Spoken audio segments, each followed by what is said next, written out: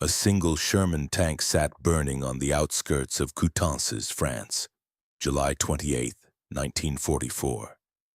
That is not the remarkable part. The remarkable part is what the German engineers found when they walked up to examine it 3 hours later, before American infantry pushed them back. They found the hull had been struck from an angle that their own calculations said was impossible. The shot had come from a direction where no tank should have been able to reach. The terrain made it geometrically impossible. Their defensive map, drawn with precision by trained Wehrmacht engineers, showed nothing but a flooded drainage ditch and a collapsed farm wall in that quadrant. And yet, the tank had been there. It had fired, and it had moved again before they could answer it. In the days that followed, I captured German field reports from the 2nd SS Panzer Division, Das Reich, began referencing an American problem they could not solve. Not the firepower problem, not the supply problem, the thinking problem. American armor and infantry were moving through terrain that German doctrine declared impassable, striking positions that German defensive logic declared untouchable, and disappearing before German reaction forces could fix them in place. General Major Wilhelm Meindl wrote in a situation report dated August 2nd, "The Americans are not fighting the ground. They are using the ground as a weapon against us." He had no answer for how to stop it. That answer, that problem, had a name. It wore 2 stars. And the soldiers who executed it were running on 3 days without sleep, fighting with ammunition they'd scavenged from dead comrades, guided by maps that were already wrong when they were printed. How did they do it?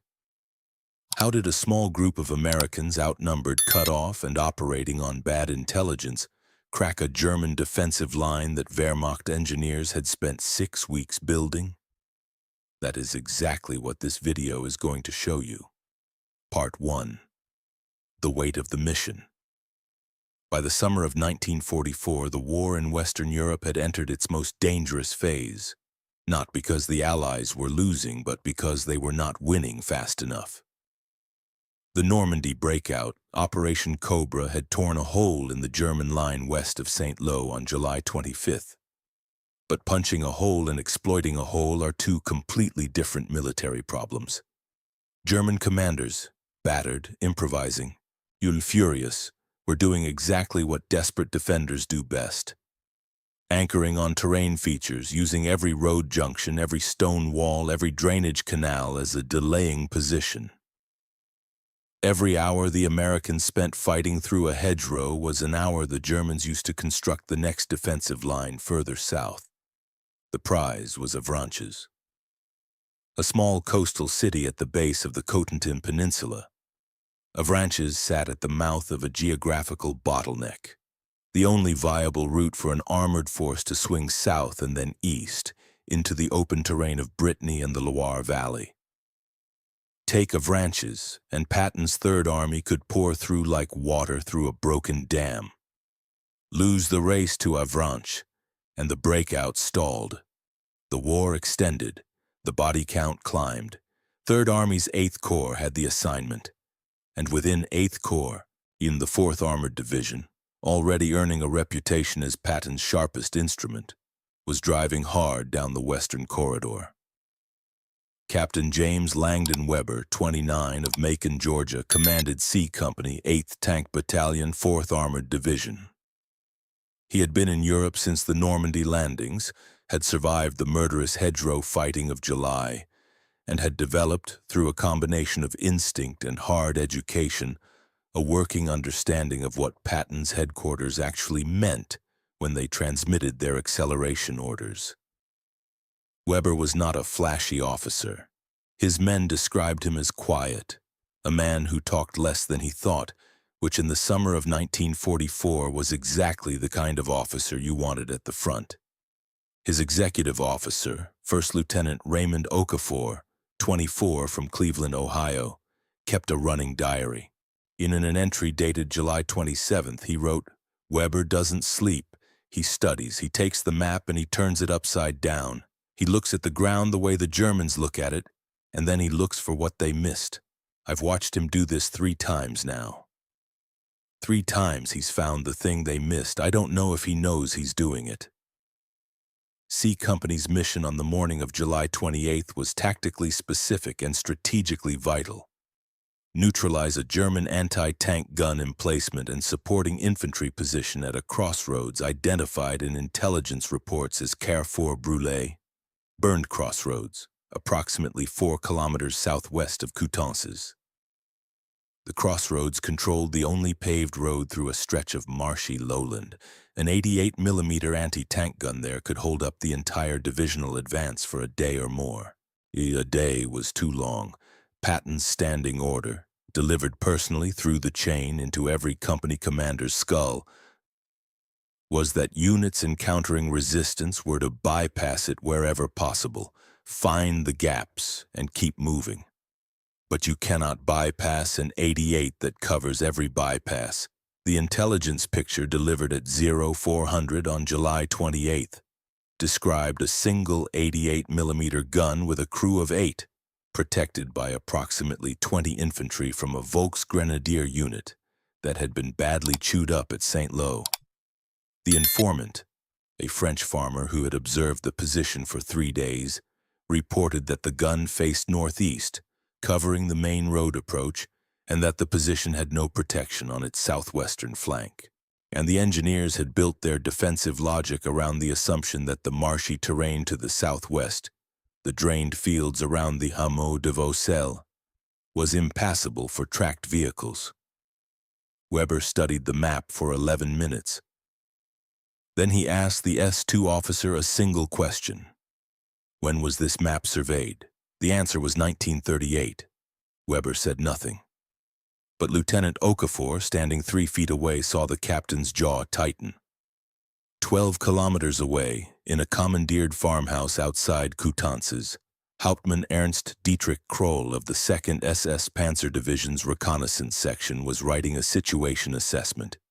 He had spent 4 days observing American armored behavior and had concluded, in language that would later be described by his own divisional commander as dangerously complacent, that American armor moved predictably along road networks, lacked the initiative to exploit soft terrain, and would approach Carrefour Brûlé along the northeast road, exactly as the 88 was positioned to destroy them. He wrote, "The Americans fight bravely but mechanically. They have been given excellent equipment by their factories and adequate tactics by their manuals. What they lack is the improvisational instinct of the German soldier. They will do what their training tells them to do. Our position at the crossroads will hold for 48 hours minimum, buying the time necessary for..." The report trails off there. Kroll was interrupted by a courier, and he finished it later. He would wish he hadn't. What nobody in either army knew yet, not Kroll, not Weber, not the French farmer, and certainly not the S2 officers working from 1938 survey maps, was that 6 weeks of summer rain had done something to the marshy lowlands of the Hameau de Vaucelles that no one had thought to check. They had dried out. Part 2. The Trap Springs. C Company moved out at 0537 Shermans and 2 half-tracks carrying the infantry attachment. 31 men in total. The morning was gray and close, the kind of Norman summer morning that smells like cut grass and diesel and something older beneath both. Weber's plan was straightforward. 2 tanks would demonstrate along the northeast road, making noise, drawing attention, and the remaining 5 Shermans would loop south through the Hameau de Vaucelles, through the supposedly impassable marsh, and strike the 88's blind flank. The plan lasted 40 minutes. Corporal Dennis Farragut, 21, Knoxville, Tennessee, was the driver of the lead tank in the southern column. He wrote in his after-action account, filed on August 4th, "We went into the Vaucelles ground easy enough. Ground was firmer than anyone thought. Weber was up in his hatch grinning. I thought, this is going to work. That's when the first round hit the second tank. It wasn't an 88, it was two 88s, and they weren't facing northeast. The intelligence had been wrong in almost every particular. The French farmer had counted one gun. There were two. He had identified 20 infantry. There were 60, each from a unit that was not a battered Volksgrenadier remnant, but a combat-effective company of the 2nd SS Panzer Division, Das Reich, rested, resupplied, and waiting. And the guns did not face northeast. They faced northeast and southwest. The German engineers had hedged. They had looked at the 1938 maps, looked at the actual ground, and added a second gun to cover the southwest approach, because the ground had dried out. And they had noticed. The ambush hit C Company at 0611. 2 seconds of silence after Farragut's tank registered the first round. Then the world came apart. The 2nd Sherman in the column, Sergeant Marcus Cole's tank, took an 88 round through the glacis plate at a range of less than 200 meters. The shell did not penetrate all the way through. It didn't need to, and the spalling killed Cole's driver instantly and wounded Cole in both hands. The loader, Private First Class Antonio Vega, 19, from San Antonio, pulled Cole out of the cupola one-handed while the tank burned. Vega was never formally decorated for this.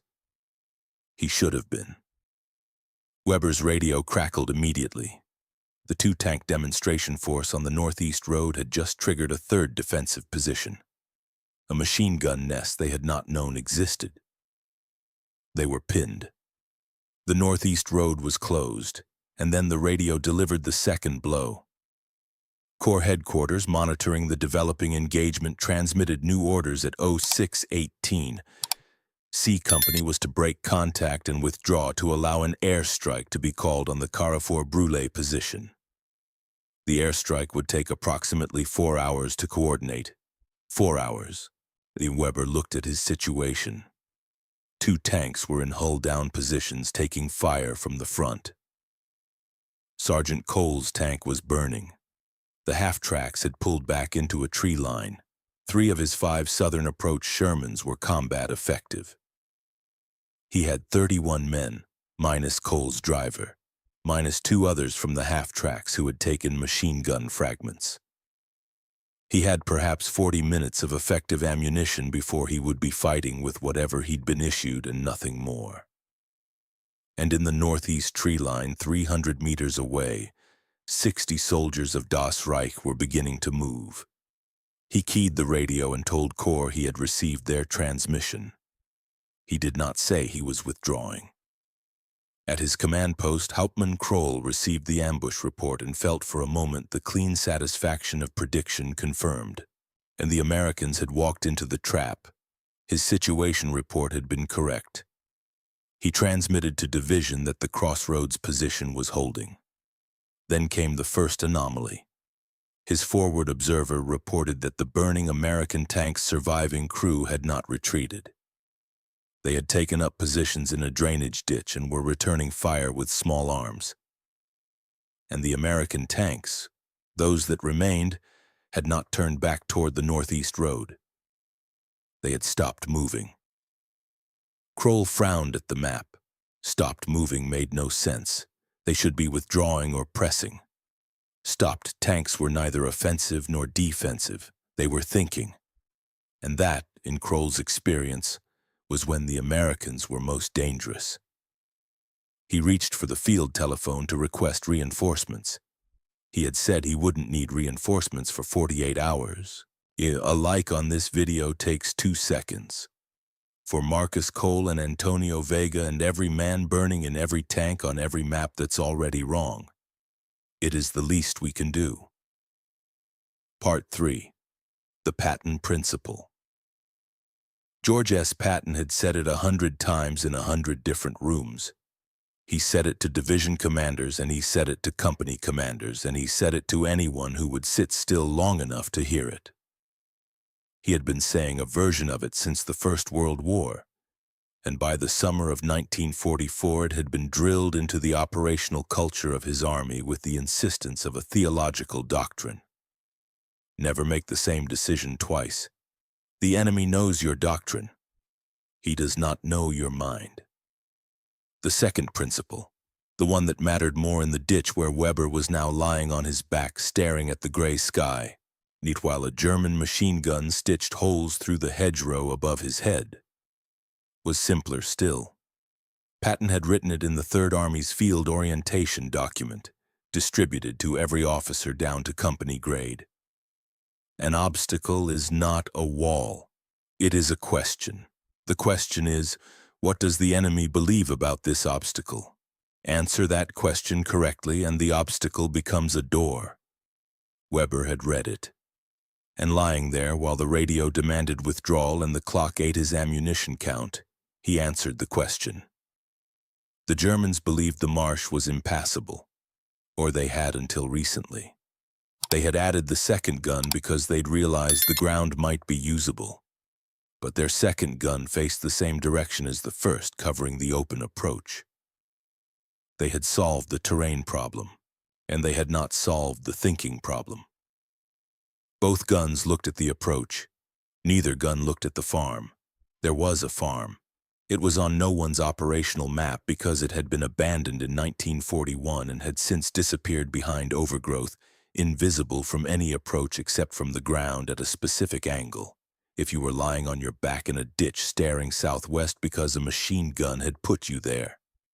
The farm sat 70 meters behind the German gun position. It also sat within 3 meters of a civilian problem. The farmhouse was abandoned, but its stone outbuilding was not. 3 Norman civilians and an elderly woman and 2 children Weber's lead scout had spotted during the initial approach, had taken shelter in the outbuilding, directly in the planned line of fire if he used his tank guns to suppress the German position from the farm approach. This is the moment that doesn't appear in any tactical manual. This is the moment that appears in letters home and in nightmares years later. Weber had 2 choices. Call the airstrike, 4 hours away, which would almost certainly destroy the outbuilding and everyone in it because the coordinates for the airstrike had been plotted before anyone knew the civilians were there. Or use his tanks, which meant threading 3 Shermans through the farm approach with enough precision to take out the gun crews without touching the outbuilding.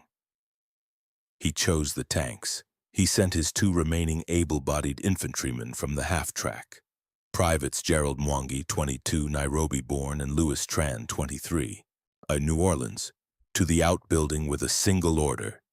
Get them out. Move them into the lowest ground behind the eastern wall as far from the gun line as possible. Do it in the next 10 minutes. Then he turned his 3 Shermans southwest, slid them along the drainage ditch, and found the farm approach. Mwangi and Tran made it to the outbuilding in 6 minutes. The elderly woman refused to move for 30 seconds. Louis Tran later said she looked at his face and seemed to make a decision. She took both children by the hand and followed. It cost them 4 minutes. They made it behind the eastern wall with 90 seconds to spare. If the story of James Weber and these 30 men has stayed with you, the channel that brings you accounts like this one needs your support to keep going. Subscribe. These stories deserve to be remembered. Part 4. The breaking point. Weber's 3 tanks entered the farm approach in column, rolling at 6 kilometers per hour, engines throttled low, relying on the noise of the ongoing firefight to mask their movement. The farm approach was a compressed corridor of overgrown lane, roughly 4 meters wide, bordered on both sides by hedgerows so dense it blocked all visibility beyond 5 meters. Weber's driver, Private First Class James Jimmy Aldrich, 20, from Fayetteville, Arkansas, was threading a 30-ton machine through a lane built for horse-drawn carts, by feel, in a direction no German gun was pointing. 40 meters from the farm gate, the lead track hit soft ground. Not the soft ground of the marsh, a different soft ground. A shell crater partially filled with water, invisible under the overgrowth, positioned exactly where the weight of the tank's left track was committed to fall. The lead Sherman lurched, the right track caught. The tank pivoted 15 degrees left and jammed, hull sideways in the lane, blocking the 2 tanks behind it. Stop. Think about what that means. The entire maneuver, the flanking movement, the 10 minutes bought by Mwangi and Tron, the precision approach that was supposed to hit the gun position before the German crew even knew an American tank was behind them. All of it now sat behind a stuck Sherman in a 4-meter lane, with 60 soldiers of Das Reich less than 40 meters away. Weber was out of his hatch before the tank finished pivoting. On the ground, moving forward. He looked at the track, looked at the ground, and in 4 seconds made a calculation that no field manual had prepared him to make. The tank could not reverse. The crater held it. But the hedgerow on the right side, 3 meters of Norman earth and root in history, might not be as solid as it looked. Sherman tanks weighed 30 tons. Hedgerows were hedgerows. He got back in the cupola, told Aldrich to give the right track full power, and told the crew to brace. The tank did not break through the hedgerow.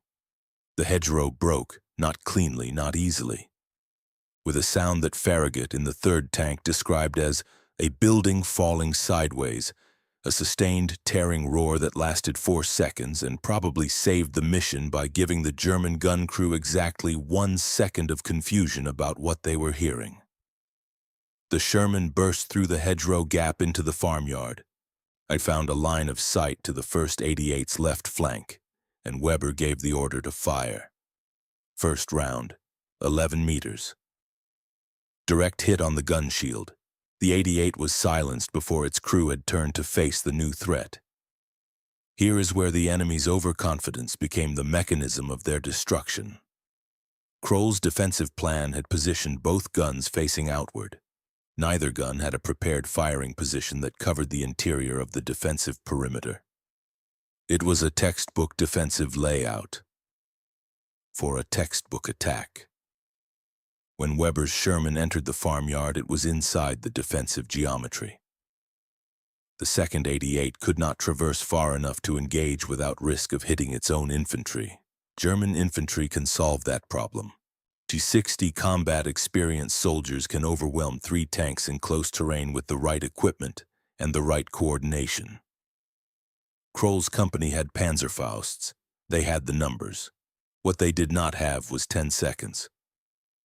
Weber's 2nd and 3rd Shermans came through the hedgerow gap at intervals of approximately 8 seconds each. 3 tanks in the farmyard in under 30 seconds. All 3 immediately engaging. The 2nd 88's crew abandoned the gun when the 3rd Sherman entered their line of sight.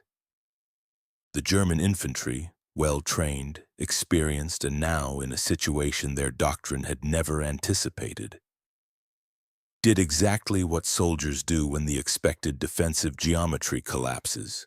They paused. It was a half-second pause.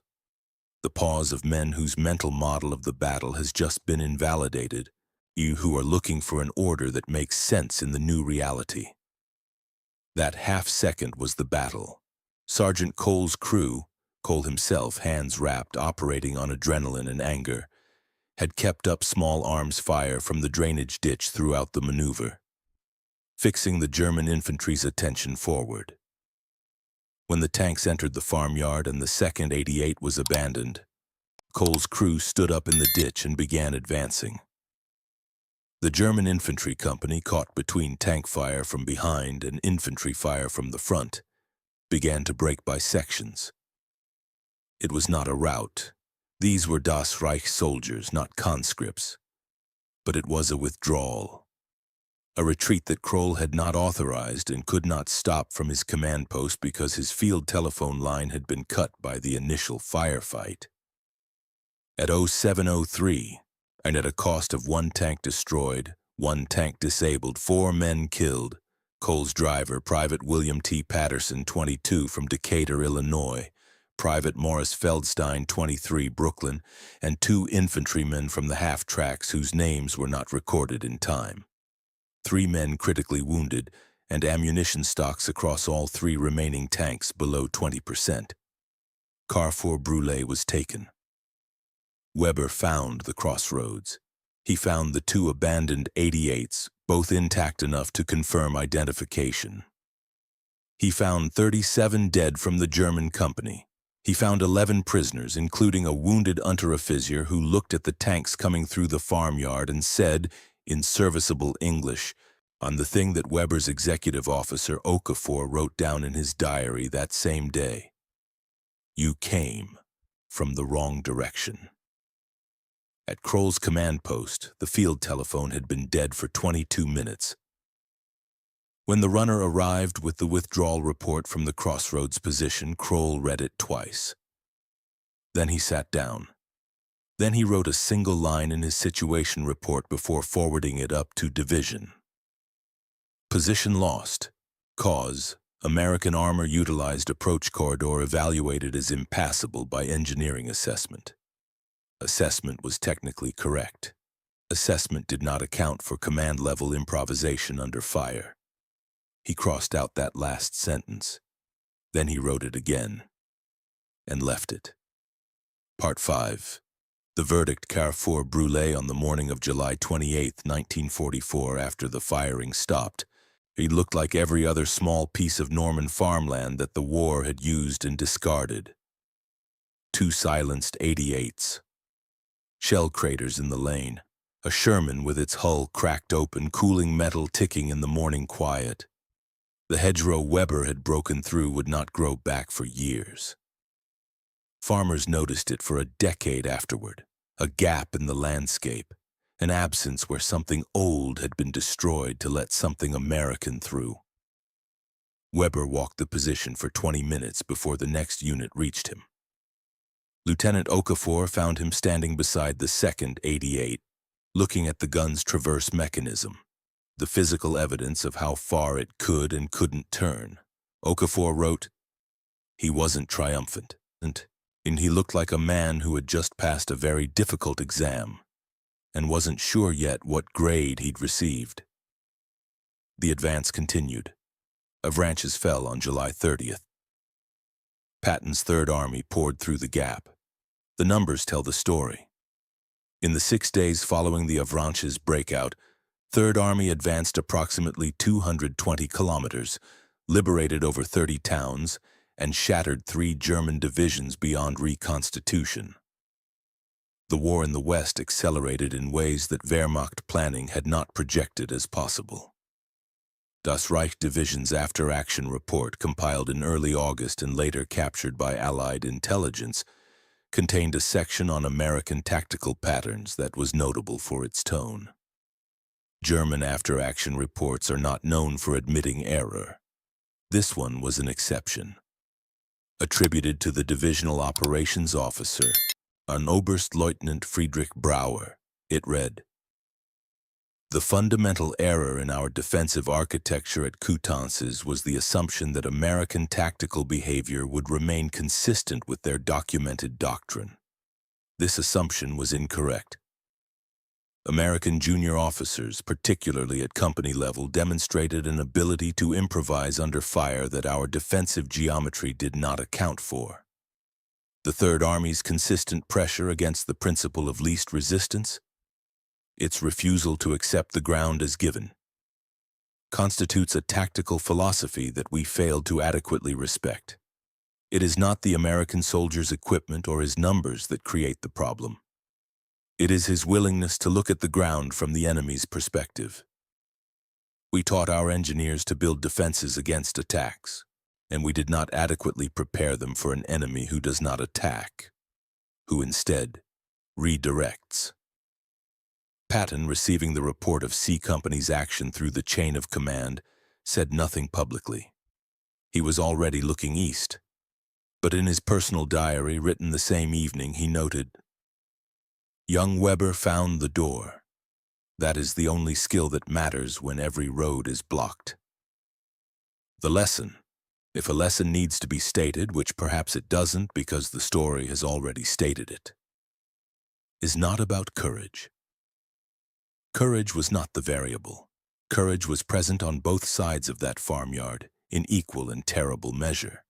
The variable was this: when the plan collapsed, when the intelligence was wrong, when the terrain betrayed the approach and the orders from headquarters made no tactical sense, James Weber stopped trying to solve the problem the enemy expected him to solve.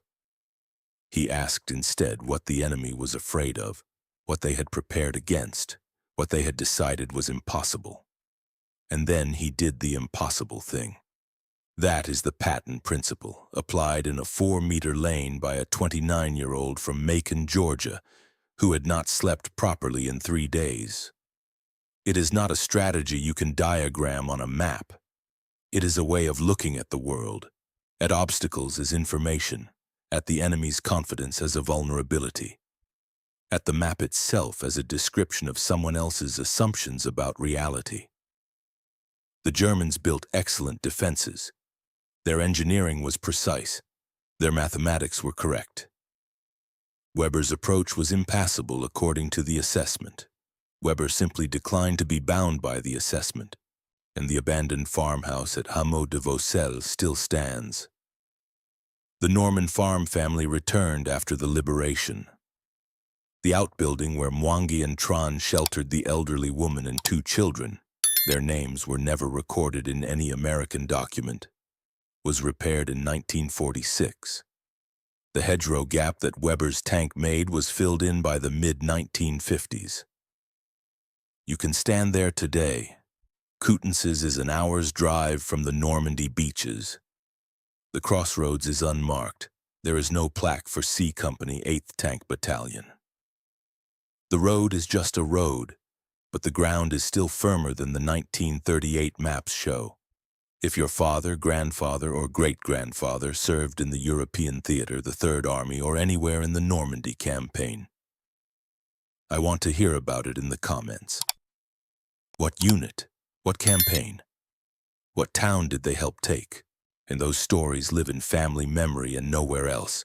Put them here. They belong here.